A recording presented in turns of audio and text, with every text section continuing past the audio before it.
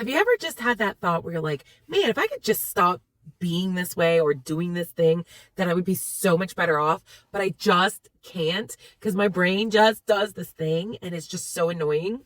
Man, me too. But here's the secret. You actually can rewire your brain and make new neural pathways in order to do something different, to have a different response. And that's what we're going to be talking about today on Boldly Driven Conversations with Bree. Join me. So, I don't know about you, but I have had certain areas of my life where I have felt completely stuck. And I felt like if I could just make my brain do something differently or thinks about something differently, then I would get a different outcome.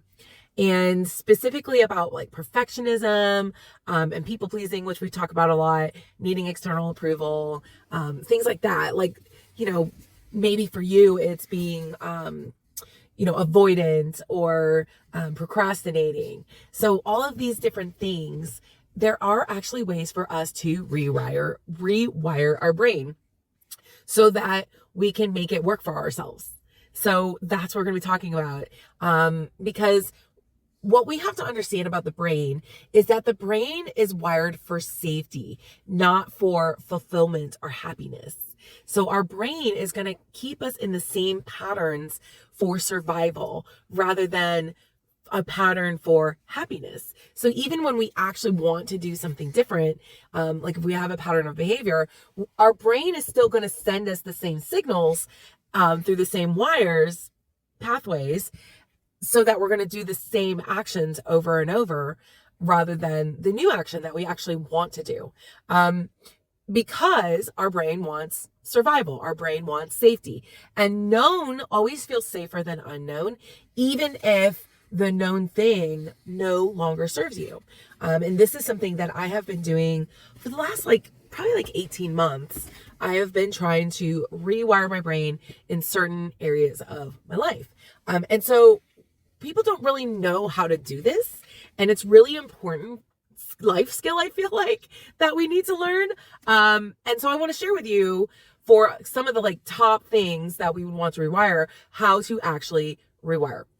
So something to remember when we're trying to rewire our brain is that it's not about when we're trying to create a new response to something. Like if we're triggered and we have the same pattern of behavior, it's not about trying harder, and it's not about just doing something different just for different sake. It's about showing your brain what is safe now in this moment rather than what the brain thinks is safe based on prior experiences, and then choosing to do that new thing, that new response again and again and again. And how it works is our brain will form new pathways based on choices that we repeat. So the more often that you respond in the new way of something, especially during a moment of stress, when you are quote unquote triggered by something, the stronger the new paths and the connections will become in the brain. And this is how you rewire it so that your reactions to things will become different. Right? So your actions and your reactions and your behaviors will become different. So you're not following that same pattern of behavior all the time. So an example to explain this would be, and maybe this has happened to you, I know it's happened to me so often, is if you move somewhere new and you have to drive to work and you normally always take a right turn to get home after work, but you need to turn left to get to the new place. If you're not thinking about what you're doing, and you're not in the present moment of what's happening, your body automatically is going to take you to your old place. So you're automatically, going to turn right out of habit. And then, but if you catch yourself, right as you're about to turn right, and you're like, oh no, I need to turn left here to get home, and you actually make the left-hand turn, then that is you choosing a new way. And that new route will become your new habits the more you choose to turn left rather than a right, until turning left becomes just as natural as turning right was. Does that make sense? Hopefully that makes sense. So we're going to talk about some of the more common things that people are like, man, I wish I could stop doing that or feeling that thing. And I'm going to teach you how to actually rewire your brain. So the first one we're going to tackle is one of my favorites that I've been working on for many years. And I feel like I am starting to rewire, making some new pathways, is perfectionism. So how do we rewire perfectionism? So first we have to understand why perfectionism happens. It's when we are super hyper focused on errors because uncertainty is not safe. It is dangerous to our brain. And why it's so bad is because when we're in perfectionism, this completely increases anxiety, and just doesn't make us have peace. It's hard to have fulfillment and happiness and peace when we're always trying to be perfect, because nothing is ever good enough. So how do we rewire perfectionism? So the concept is that we just let things be good enough.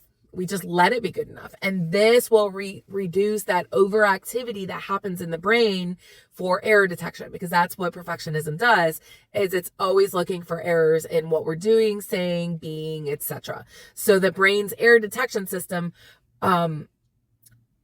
builds tolerance for uncertainty rather than just saying, oh no, that's uncertain, we're not doing that. So a real life example, I want to try to give you guys a real life example of each of these, is choosing something that you overthink very often or over prepare for. An example would be replying to a message.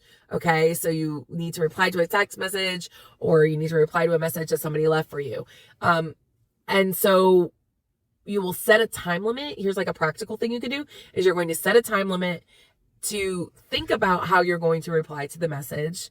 And then you're just going to decide that what you've thought about in your brain of how you're going to reply to this message is good enough. And you're going to move on, and you're just going to do it. So you're not going to overthink it, for days at a time or hours at a time. You're going to set a time limit of 2-3 minutes, and you're going to think about the reply if it's, this huge deal to you, and it has to be perfect. And then you're just going to do the thing. You're just going to 5, 4, 3, 2, 1 it. We've talked about that before, and you're going to move on. And every time you do this practice for when you're replying to a message, maybe to a specific person or a specific group of people or for a specific purpose, you're teaching your brain that ease does not mean failure, that only thinking about this very quickly does not mean you're going to fail. And then this helps us to, quote unquote, break perfectionism and rewire the brain to not always think every message has to be perfect. The second thing is procrastination. So procrastination happens. What happens there is that it loops in our brain, and it associates pain, failure, overwhelming with doing a certain task. So that makes it then harder. That's the problem, is that when we overthink and we overdo and we get overwhelmed and overthink these things, it makes it harder to actually start to do the task because we're afraid of the pain and the failure. And so it just then strengthens a reason to avoid doing it. And that's what procrastination really comes down to. So how do we do this? How do we rewire the brain to stop procrastinating and actually do the things and to start the things?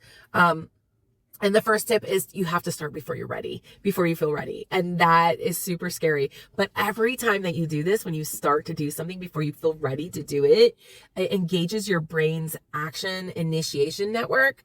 And this will reduce your anticipation and stress over doing that task.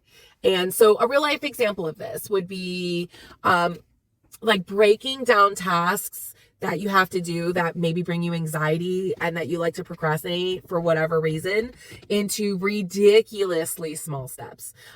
So it's not that, oh, maybe it's for you, it's like doing your taxes. So, oh, I don't want to do my taxes, so I've procrastinated, is my normal mode. So it's because you're saying I have to do my taxes.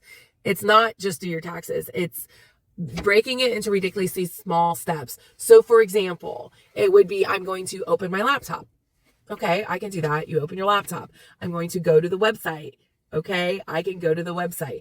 I need to sign in. Okay, I can sign in. That's easy. That's one task. I'm going to grab my documentation.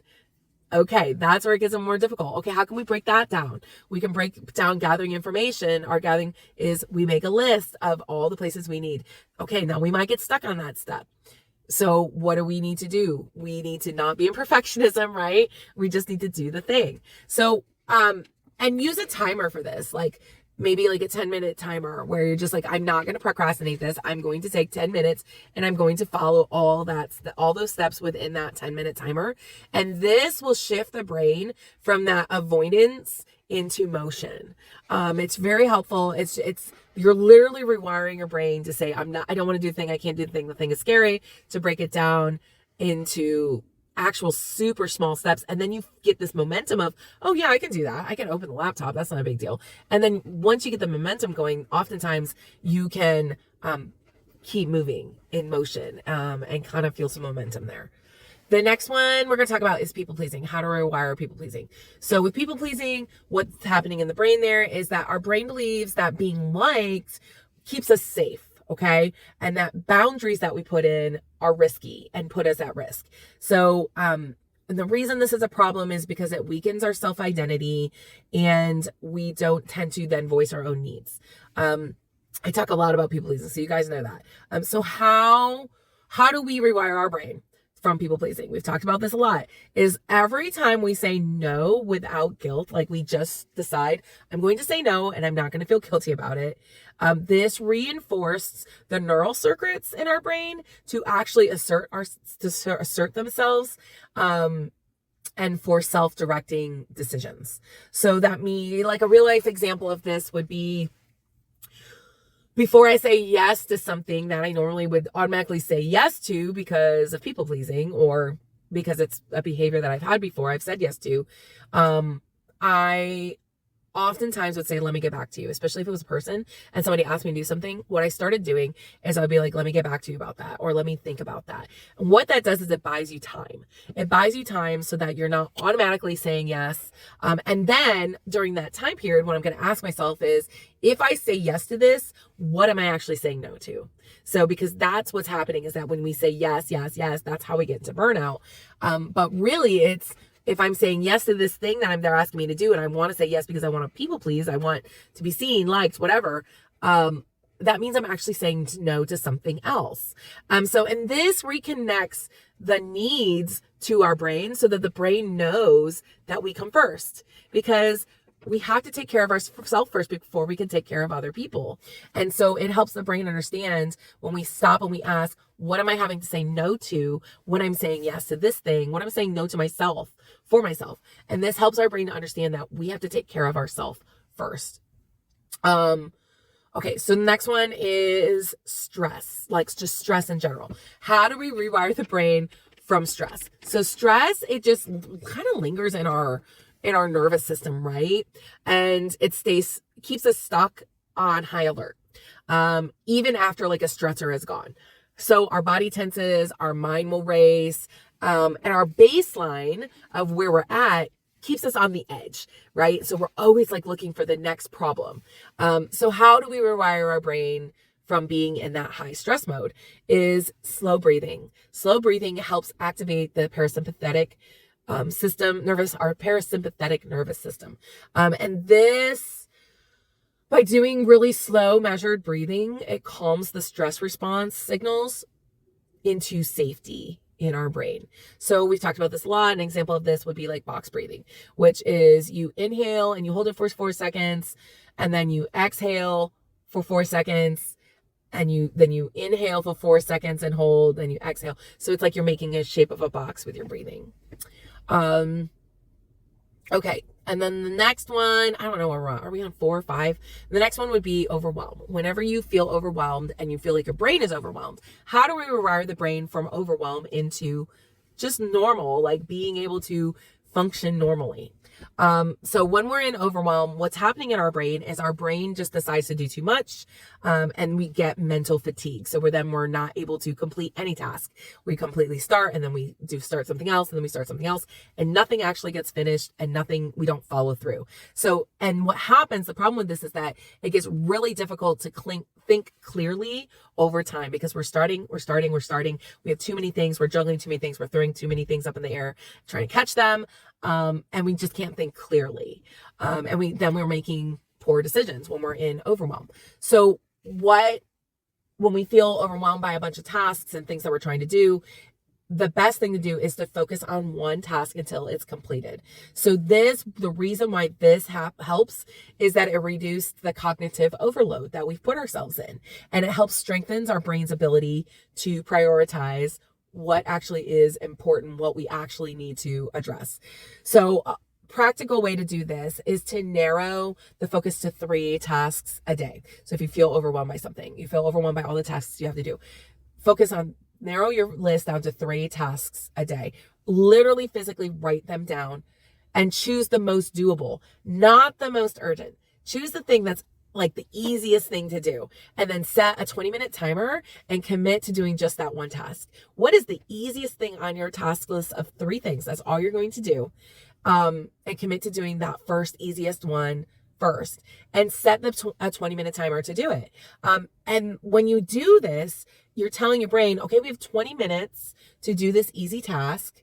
And if what we get done, and then we can always restart the timer for another 20 minutes. What happens in the brain is that it reduces our brain clutter, and it gives us a clear starting point, because we're like, where do we start? We have all these things that we're trying to do, but we don't know where to actually start. Okay.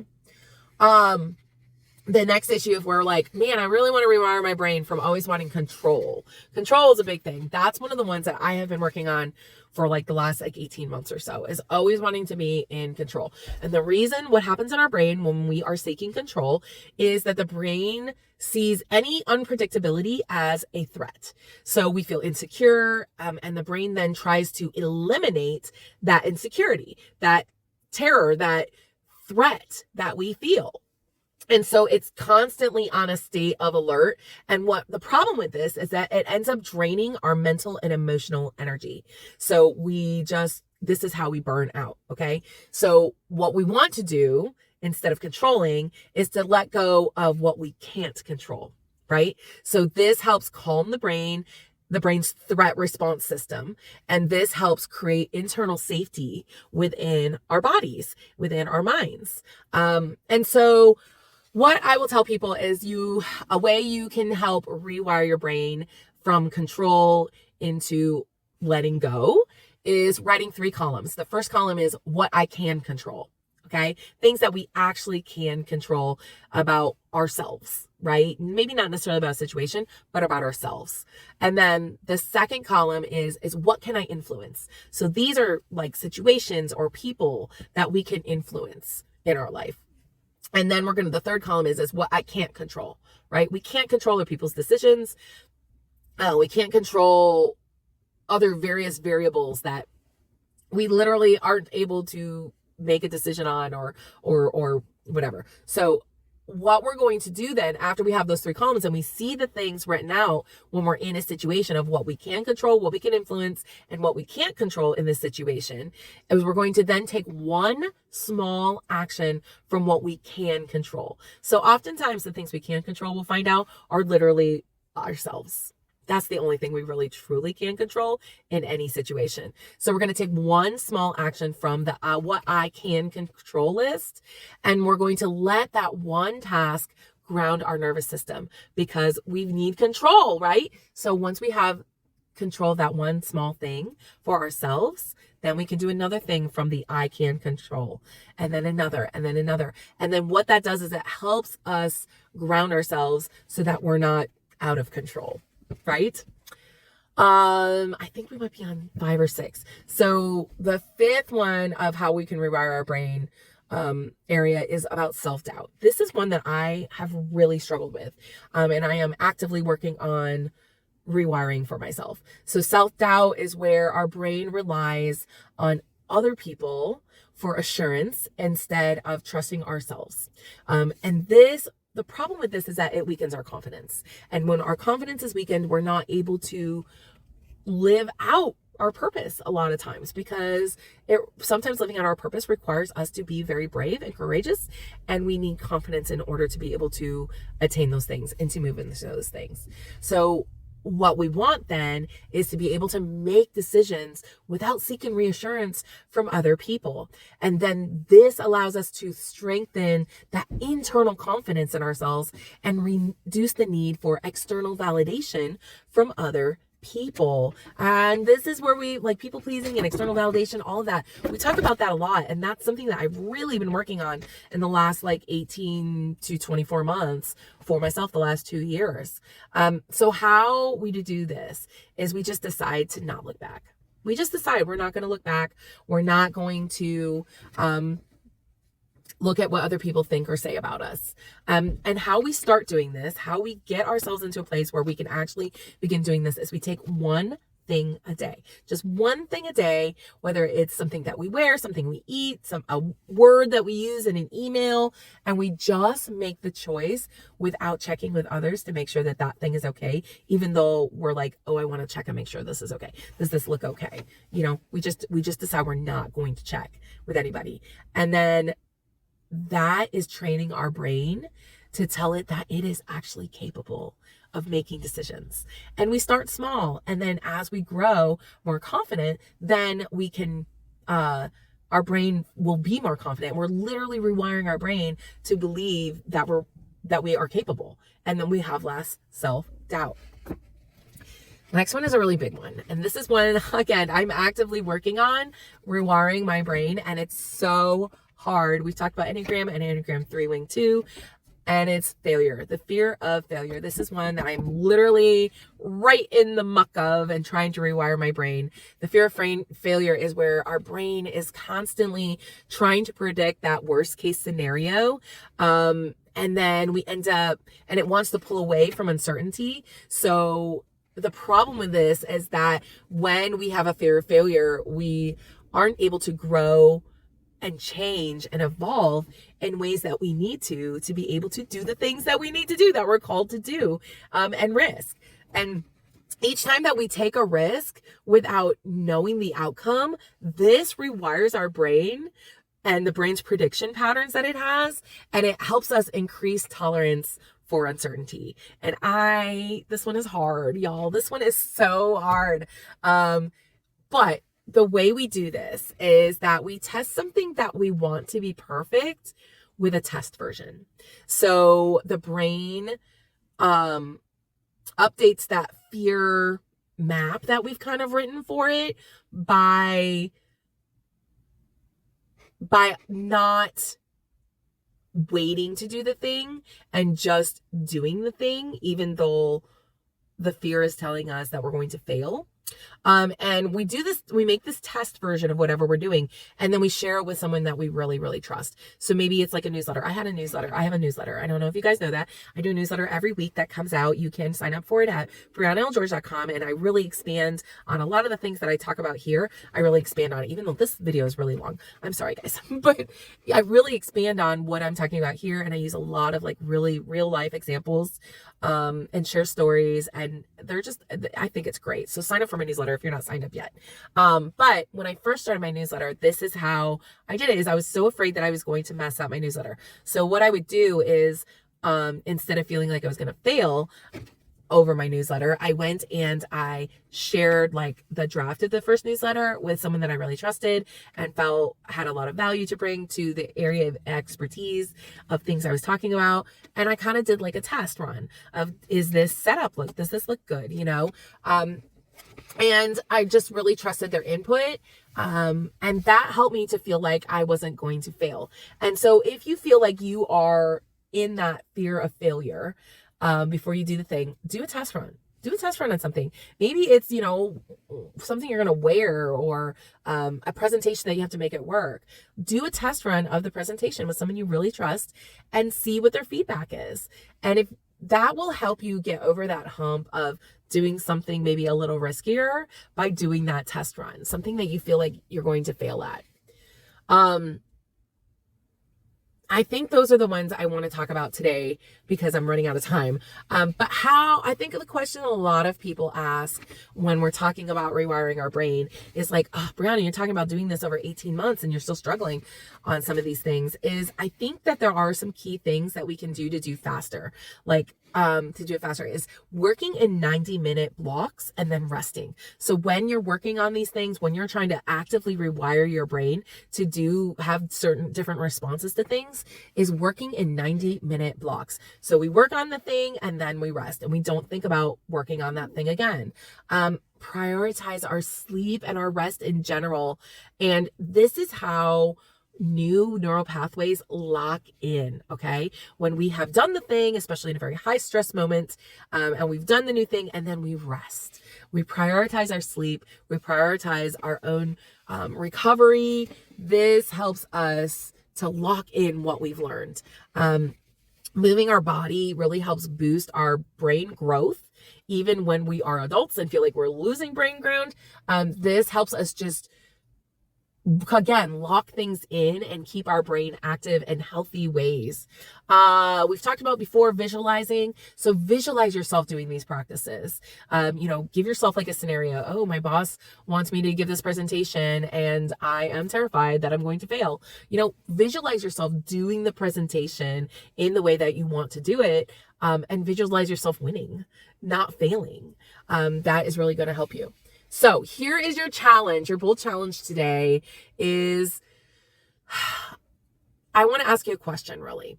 Is there a story that you tell yourself about failure, about self-doubt, about control, about perfectionism, procrastination, people-pleasing, being overly stressed or overwhelmed? Is there a story that you tell yourself? Do you hold it to yourself and say, this is my story and this is why I'm this way, and that's just the way it's going to be? But here's the challenge. What if that story about why you are the way you are, why you're overwhelmed, why you have control issues, why you people please, why you have self-doubt, what if that story that you've told yourself about that thing actually proved to be inaccurate? How would that change who you are? How would that change who you are and how you show up in the world or think who you are? So that's my question for you today. That's your bold question, is identify the story that you're telling yourself about each of these things, if it resonates with you, and ask yourself, what if that story proved to be inaccurate? How would that change me? How would that change how I show up in the world and how I think about myself? All right, guys, have a fantastic Tuesday.